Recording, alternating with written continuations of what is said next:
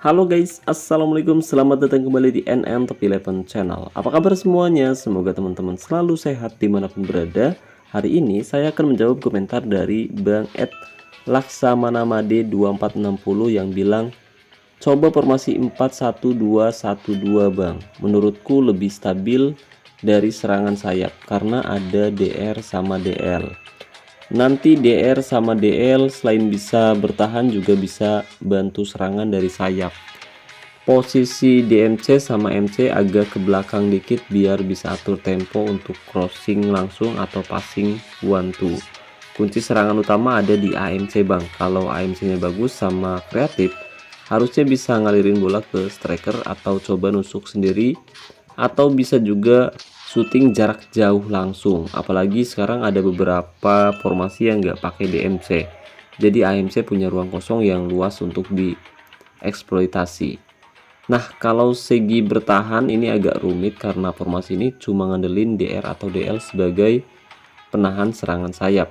Jadi kalau lawan pakai 4-3-3 atau 4-4-2 atau ngandelin strategi serangan melalui sayap bakal sulit kebendung, kecuali DR sama DL nya kuat di tackling dan penempatan posisi. Selain itu, speed sama crossing juga bisa ditingkatin sedikit karena biar ada opsi serangan lain. Nah, katanya gitu guys. Selain itu, mungkin video ini juga menjadi jawaban buat Bang LJZ5203 yang bilang masih menunggu rekomendasi formasi yang menggunakan 2 wingback. Oke, katanya gitu guys. Tapi sebelum itu saya mau ngasih tahu dulu nih ke teman-teman yang sedang mencari jasa top up yang harganya murah tapi amanah. Saya rekomendasiin teman-teman top up di Instagramnya Kiano Official. Nah, cara top upnya sangat mudah guys. Pertama, kamu bisa masuk ke Instagram atau websitenya Kiano Official melalui link yang sudah saya sematkan pada deskripsi video ini. Kemudian kamu bisa pilih top up via WhatsApp. Nah, nanti kamu tinggal bilang aja ke adminnya Kiano Official, Bang, saya mau top up game top 11, minta list harganya Bang. Nah, gitu ya guys ya. Tapi jangan lupa bilang rekomendasi dari NN Top 11. Jadi tunggu apa lagi nih? Khusus buat player Sultan yang berencana top up untuk memperkuat timnya musim ini, kamu bisa top up di Instagramnya Kiano Official dan linknya sudah saya sematkan pada deskripsi video ini. Oke guys, jadi hari ini saya akan mencoba formasi 4-1-2-1-2 yang katanya bagus untuk menyerang maupun bertahan guys. Dan video ini juga mungkin menjadi jawaban buat Bang LZ yang bilang, Bang, coba rekomendasiin formasi dengan menempatkan 2 wingback. Tapi sayang banget nih Bang L. Hari ini saya udah nyari pemain bertahan dengan gaya main wingback di lelang. Udah 1 jam lebih saya nyari tapi nggak nemu yang bagus. Bahkan back dengan kualitas rendah pun saya nggak nemu yang punya gaya main wingback guys. Adanya di pemandu bakat, harganya mahal banget pak. Jadi terpaksa kali ini kita tidak nempatin wingback di sisi kanan maupun di sisi kiri ya guys ya. Ini mohon maaf banget nih, tapi misalkan Bang L mau nempatin wingback juga nggak apa-apa. Tapi karena kebetulan pemain yang saya tempatkan tidak memiliki gaya main, mungkin untuk wingback atau pullbacknya bisa ditentukan dari mentalitas pemain yang kita tempatkan di line up utama guys. Misalkan back sayap kita diberikan mentalitas menyerang, mungkin dia bakal jadi wingback. Sementara misalkan kita memberikan mentalitas bertahan, mungkin back sayap kita akan cenderung menjadi pullback gitu guys. Oke, dan kurang lebih formasinya seperti ini guys ya. Oh iya, selain itu formasi 4-1-2-1-2 juga sebenarnya ada 2 versi nih guys. Yang pertama, kita bisa menggunakan 2 MC di tengah atau midfielder center, dan yang kedua kita bisa nempatin 2 gelandang sayap untuk menggantikan posisi MC guys. Jadi kira-kira yang mana dulu nih? Kita mau coba pakai 2 MC atau 2 pemain sayap. Tapi saya rasa kita coba pakai 2 MC dulu ya guys ya. Kita akan coba lebih banyak mendominasi area tengah. Karena untuk formasi 4-1-2-1-2 dengan menempatkan 2 MC cenderung seperti taktik atau strategi tiki taka, karena kita menumpuk lebih banyak pemain tengah yang jaraknya berdekatan Sementara misalkan kita menempatkan dua pemain sayap atau gelandang sayap, di sini tim kita akan cenderung bermain lebih melebar. Tapi beda cerita kalau misalkan yang ditempatin itu false winger, mungkin dia akan berperan sebagai MC ya guys ya, atau midfielder center. Oke, dan untuk taktiknya sendiri kali ini kita bisa menerapkan taktik dengan mental tim menyerang, fokus umpan perpaduan, gaya umpan perpaduan, serangan balik mati, tujuannya agar tim kita bisa lebih banyak mendominasi penguasaan bola. Gaya tekanan rendah, tujuannya agar pemain kita tidak cepat lelah. Gaya tackle mudah, gaya penjagaan jaga daerah tertentu, dan jebakan offside nyala. Oke, tapi perlu diingat untuk taktik, strategi maupun formasi bisa saja berubah sewaktu-waktu tergantung situasi di pertandingan nanti ya guys ya. Oke, jadi pada percobaan yang pertama rencananya saya akan menggunakan 2 MC guys di tengah.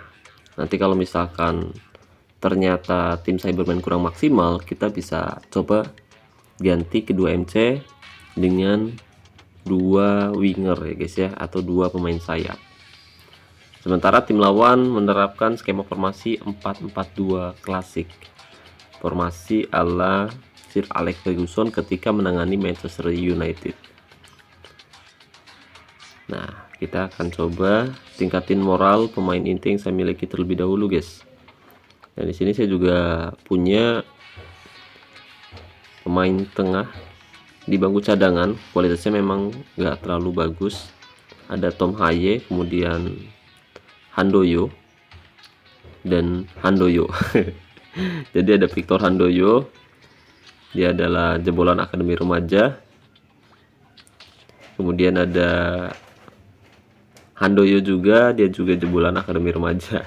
Tapi kalau yang Victor Handoyo, kalau nggak salah waktu itu dapat dari event bentrok penalti guys.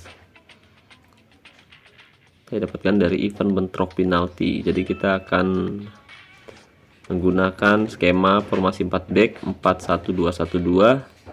Nah, untuk kombinasinya sendiri di depan saya menempatkan 2 striker dengan gaya main target man, 1 penyerang false nine, di tengah ada gelandang box to box didampingi oleh gelandang regista, dan untuk mendukung peran pemain tengah saya menempatkan gelandang perebut bola guys. Sementara di area pertahanan saya menempatkan pemain biasa aja guys ya. Jadi saya dapatkan 2 back sayap, yang satu dari event, yang satunya dari lelang.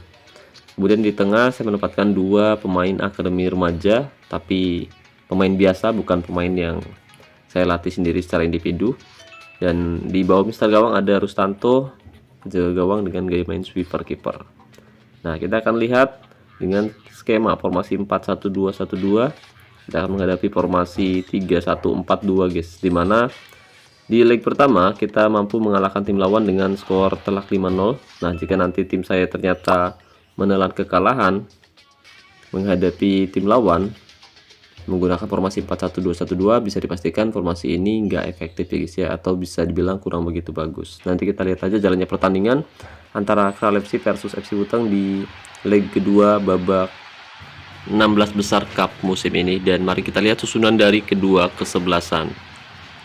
Oke, dan para pemain sudah mulai memasuki area lapangan, dimana kita bisa lihat di sini kualitas mutu keseluruhan kedua tim cukup sepadan, tapi kali ini kita memang sedikit diunggulkan karena punya pemain dengan kualitas individu yang sedikit lebih besar daripada tim lawan guys. Tapi tetap saja mereka punya kapasitas yang cukup bagus untuk bisa mengimbangi tim kita, atau bahkan mungkin mereka bisa comeback. Terlebih mereka bermain di kandangnya sendiri guys. Mereka bermain di depan pendukungnya sendiri, jadi mereka akan bermain lebih percaya diri di di babak pertama ini. Oke, kita lihat tekanan pertama dilakukan oleh FC Buteng, tapi berhasil diamankan oleh penjaga gawang Kral FC pemirsa, dengan skema formasi 3-1-4-1-2 atau bisa disebut juga sebagai formasi 4-4-2 klasik. Tim lawan berusaha keras untuk bisa mencoba melakukan tekanan demi tekanan di babak pertama, dan mereka berusaha untuk mencetak gol lebih dulu ke gawang FC Buteng pemirsa. Kral FC mencoba kembali membangun serangan.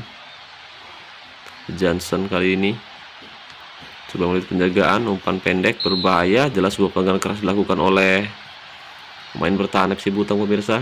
Kartu kuning diberikan, tendangan bebas akan dilakukan. Handoyo melakukan kesalahan di dekat area kotak penalti, ancang-ancang, tembak saja dan bagus sekali Rustanto. Kali ini berhasil mengamankan si kulit bundar pemirsa. Ya, kedua manajer hadir di sisi lapangan mendampingi timnya masing-masing. Dimana kali ini kita akan menghadapi tim lawan yang didampingi oleh manajernya yang akan membuat mereka bermain lebih percaya diri tentu saja, dan gol tercipta luar biasa. Baru saja hadir di sisi lapangan, sang manajer memberikan dampak yang luar biasa dengan satu gol yang bersarang ke gawang FC Butang pemirsa. Skor 1-0, FC Butang tertinggal lebih dulu atas tuan rumah. Kali ini satu pelanggaran keras dilakukan oleh Magallanes. Satu kesempatan dari situasi bola mati, jaraknya cukup jauh oleh Romeni, ancang-ancang. Tembak saja tapi tidak terlalu bagus kali ini tembakan oleh Romeni. Oke, tendangan sudut. Oh, sayang sekali. Beberapa kali kesempatan belum bisa dimaksimalkan dengan baik. Kita kesulitan untuk bisa membangun serangan maupun melakukan finishing yang bagus ke lini pertahanan tim lawan pemirsa. Meskipun di sini kita menempatkan lebih banyak penyerang, tapi ternyata kita kesulitan untuk bisa bermain dengan baik di area tengah. Serangan balik dilakukan, akan berbuah gol berbahaya. Rizky membayang-bayangi umpan terobosan maksudnya, tapi beruntung ada Mardiansah berhasil merebut si kulit bundar pemirsa. Kita sepertinya kalah permainan guys. Kita sulit banget untuk bisa membangun serangan di area tengah. Beberapa kali percobaan tim lawan berhasil menghentikan pergerakan pemain-pemain saya guys. Kali ini oleh Romeni. Oh tidak, ternyata gak tahu kenapa kiper lawan sekarang jadi GG, padahal oleh biasanya bagus banget pas melakukan free kicks. Kali ini susah guys, udah 2 kali percobaan ternyata gagal dimaksimalkan. Kali ini ada Nathan Joaon lagi-lagi menghasilkan serangan balik cepat. Hanya ada 2 back yang tertinggal di area pertahanan, tapi beruntung Mardiansah dengan sangat cekatan berhasil menghentikan serangan balik yang dilakukan oleh tim lawan. Oke, kita jangan berikan mentalitas menyerang, kita coba berikan kita coba tidak berikan mentalitas pada 2 back saya guys ya. Ada Halin kali ini, gol Halin nomor punggung 9 dari FC Butang berhasil mencetak gol untuk menyamakan kedudukan lewat pergerakan yang sangat luar biasa. Halin berhasil mencetak gol yang sangat indah pemirsa. Skor 1-1, agregat 6-1. Kali ini serangan kembali dilakukan, ada Handoyo, Nathan Joaon. Bagus sekali umpan 1-2 akan berbuah gol. Kita lihat finishing yang tidak cukup bagus dari Sumardi, padahal umpan yang diberikan oleh Handoyo sangat cantik sekali. Lemparan ke dalam kali ini untuk FC Butang. Nathan Joaon, Halin kembali menggiring bola, akan berbuah gol Halin. Kita lihat Halin, gol Halin nomor punggung 9 kali ini lagi-lagi berhasil mencetak gol ke gawang tim lawan. Luar biasa lewat sepakan kaki kirinya pemirsa. Dia mampu memperandakan ini pertahanan tim lawan untuk sementara. Skor 2-1, agregat 7-1.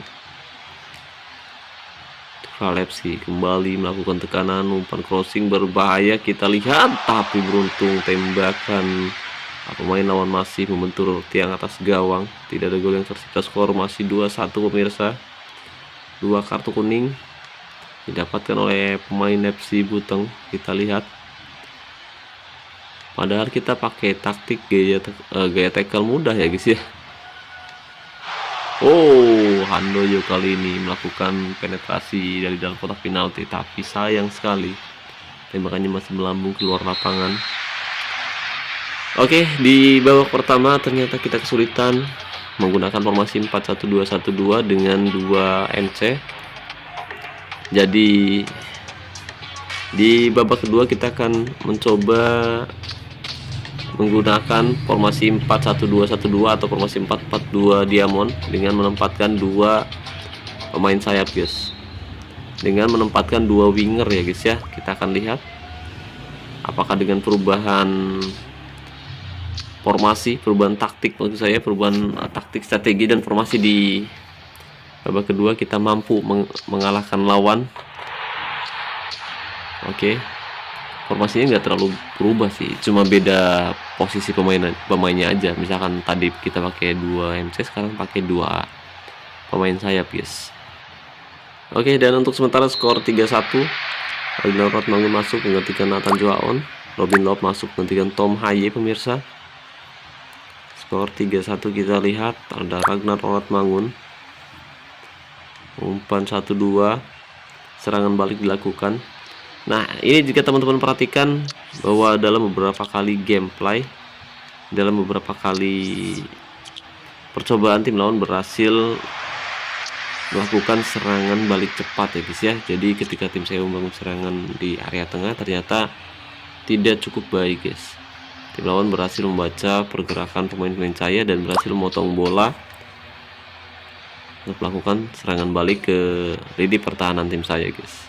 Apalagi tadi di babak pertama ya guys ya, tapi beruntung pemain lawan belum bisa memaksimalkan peluangnya dengan baik. Dan kembali gol tercipta.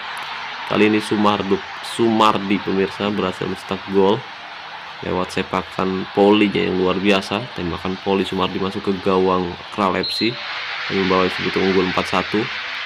Ternyata masuknya Rotmangun berhasil menjadi angin segar untuk FC Buteng. Dan sudah kembali tanduk saja, tapi kali ini tandukan dari pemain FC Buteng masih bisa diamankan dengan cukup mudah. Kita lihat Rafael Struik, umpan pendek, Paulsen kali ini, Robin Loop, Halin, Handoyo, Paulsen coba menggiring bola, serangan balik dilakukan cukup berbahaya. Oh, berhasil direbut oleh Mardiansah. Ya, meskipun kita menempatkan banyak pemain bertahan, tapi ternyata formasi ini juga tidak luput dari serangan balik cepat ya guys ya. Terlebih jika pemain kita tidak memiliki atribut penempatan posisi, passing maupun finishing yang bagus, saya rasa kita akan kesulitan untuk bisa membangun serangan di area tengah dengan baik. Dan tim lawan jika memiliki pemain-pemain berkualitas, mereka akan bisa memanfaatkan situasi ini untuk mencetak gol melalui serangan balik cepat guys. Jadi ya, formasi ini bagus tapi kurang begitu efektif. Tapi ketika kita nempatin dua winger, jalannya pertandingan agak sedikit berubah, permainannya agak sedikit lebih enak dilihat dan kita berhasil mencetak gol dengan cukup mudah dan kita juga bisa bertahan dengan cukup baik. Oke, gol kembali tercipta. Handoyo berhasil mencetak gol di menit 84 pemirsa lewat tandukan. Lagi-lagi kita mampu memanfaatkan situasi bola mati untuk mencetak gol ke gawang tim lawan.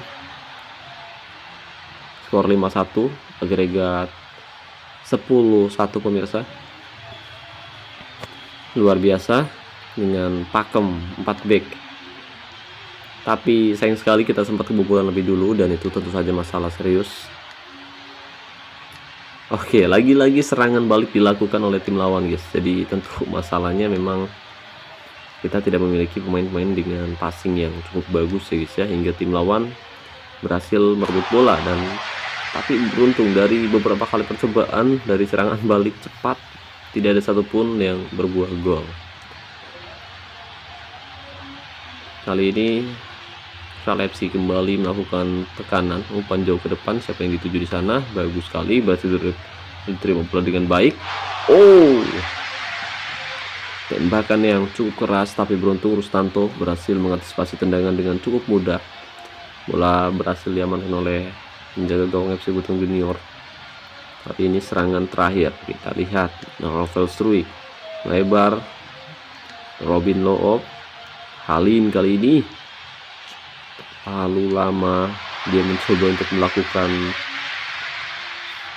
pergerakan yang tidak cukup baik dan pertandingan pun berakhir dengan skor telak 5-1. Kita lihat ketika kita nempatin 2 MC, kita kesulitan untuk bisa melakukan pergerakan, kita kesulitan untuk bisa membangun serangan, dan seringkali umpan-umpan mudah sekali dipotong. Tapi ketika kita memasukkan 2 winger, kita berhasil mendominasi serangan dan hasilnya lebih efektif ya guys ya, dimana 4 gol bersarang ke gawang tim lawan di babak kedua guys. Mantap. Oke, dari ball possession sendiri kita bisa perhatikan di sini FC Buteng unggul 61 berbanding 39 penguasaan bola. Kemudian FC Buteng juga lebih banyak melakukan percobaan tembakan dengan total 20 kali percobaan tembakan, 13 tepat sasaran, dan 5 diantaranya berbuah gol. Kemudian untuk shot efisiensi cukup berimbang, 33 banding 38. Dan untuk zona serangan FC Buteng lebih banyak menyerang dari area tengah sebanyak 48%. Kemudian untuk man of the match pertandingan sendiri yaitu Halin guys. Dia bermain sangat luar biasa dengan mengemas 3 gol di laga kali ini pemirsa. Sementara tim lawan tidak melakukan banyak perubahan, di mana tidak ada satupun pemain yang ditarik keluar. Mungkin karena manajer lawan frustasi. Di laga kali ini dia meninggalkan lapangan sebelum pertandingan berakhir. Dan saya ucapkan terima kasih banyak buat teman-teman yang telah hadir di sisi lapangan. Ada Bang Arsya, Bang DJ, Mr. Bonek, Bojan Hodak, Bang Ari Pribadi, Zulkifli, Bang Faisal, Bang Tahir Alpati, Patrick Weaver, dan Bang Firdaus Ali. Terima kasih banyak atas dukungannya. Berkat dukungan dari teman-teman semua, tim berhasil mengalahkan Kral FC dengan skor telak 5-1 di kandangnya sendiri. Oke, dan kesimpulannya menurut saya formasi 4-1-2-1-2 memang cukup bagus.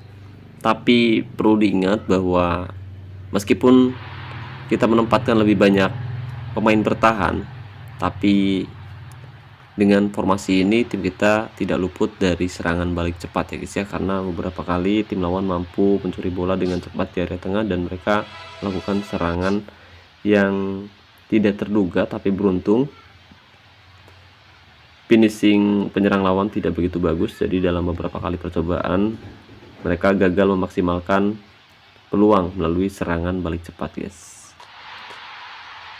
Oke, dan mungkin itu saja yang bisa saya bahas kali ini. Jika dirasa pembahasannya bermanfaat, jangan lupa teman-teman bantu like videonya guys.